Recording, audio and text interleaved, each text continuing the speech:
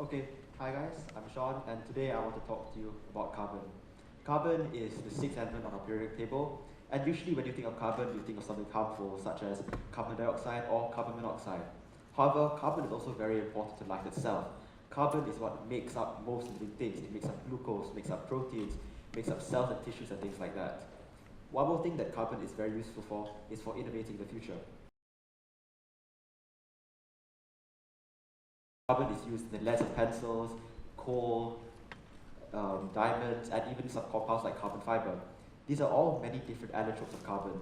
An allotrope is the same element with different bonds, meaning it gives it different properties.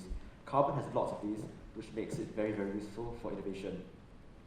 The first one I want to talk about is graphite. So first of all, let's look at the structure of it. In the bottom left, you can see the structure of graphite.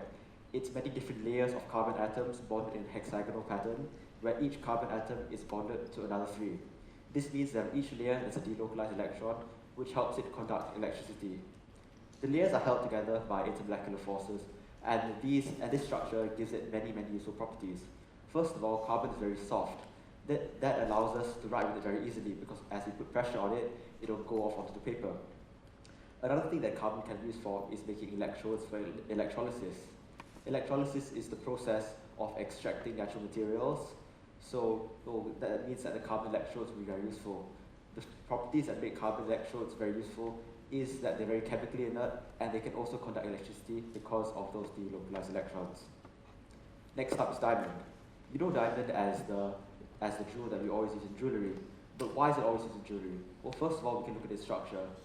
Unlike graphite, it's bonded in a tetrahedral pattern, with each carbon atom being bonded to another four. This makes it a very strong and rigid structure, which makes it one of the hardest known materials in the world.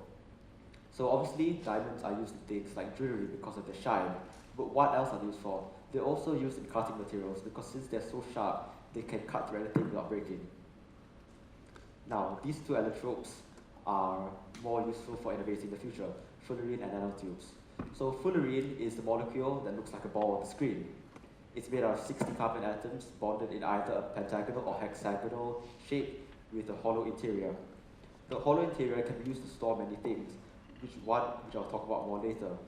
Its round shape also allows it to slide over other molecules very easily, which is what gives it its properties. So its main properties are that it's soft, it's slippery because of its shape, and it can also hold things inside. So what is this useful for? The fact that fullerene can hold things within it allows it to be used for drug delivery. You can store drugs within the fullerene ball itself, so that to prevent it from reacting before it gets to the part where it needs to be. Now, since it's also slippery, it can be used as a lubricant. And one more thing is, it's a catalyst, meaning it can help speed up reactions. Nanotubes are very, very similar. They are sheets of carbon bonded in hexagonal pattern rolled up into a tube.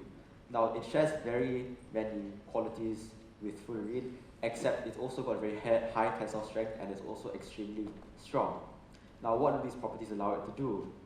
First of all, these properties allow it to be used for things like wires, like you can see on the screen. Nanotubes are probably the future of us making wires because of their small size and efficiency while transporting energy. One more thing is that nanotubes can be used in the same way as fullerene to help transport drugs. Now, these are all allotropes for just carbon. Just imagine how many more things there are to discover with every other element in the periodic table. Just imagine the things that you can come up with, imagine the things that you can innovate if you try. Thank you.